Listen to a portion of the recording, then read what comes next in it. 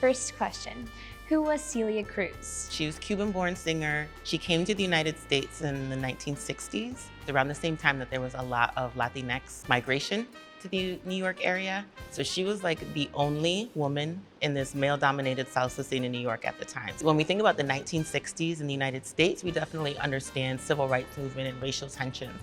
And so you have this Cuban-born Black woman who didn't speak English, who only recorded in Spanish, and she's represented in so many different Smithsonian Museum collections because she was just such a powerful figure and called the queen of Latin music, the queen of salsa. I definitely can relate to her, especially with her being so passionate and following her passion even though it's scary, even though you may not know what's coming next, she still continued to follow her dreams. So she's on a stamp at the National Postal Museum. Her dress is in the National Museum of African American History and Culture, where I work. And she also has a portrait at the Anacostia Community Museum. Because especially during the early 1960s when she left, that was right after the Cuban Revolution.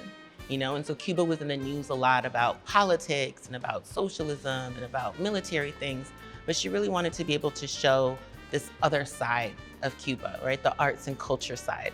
And so she definitely used her style. They're like satin dresses with the ruffles and these long trains. People migrate here and they tend to change their names and change who they are so they can get jobs or so they can get opportunities, so they hide that part of themselves in order to grow in this country. And I feel like it's so important that we have an example that Celia Cruz did not hide herself. Right. She embraced it and she used it for the better. She absolutely didn't hide who she was, not racially, not culturally, not nationally. How has the contributions of different cultures shaped American culture overall?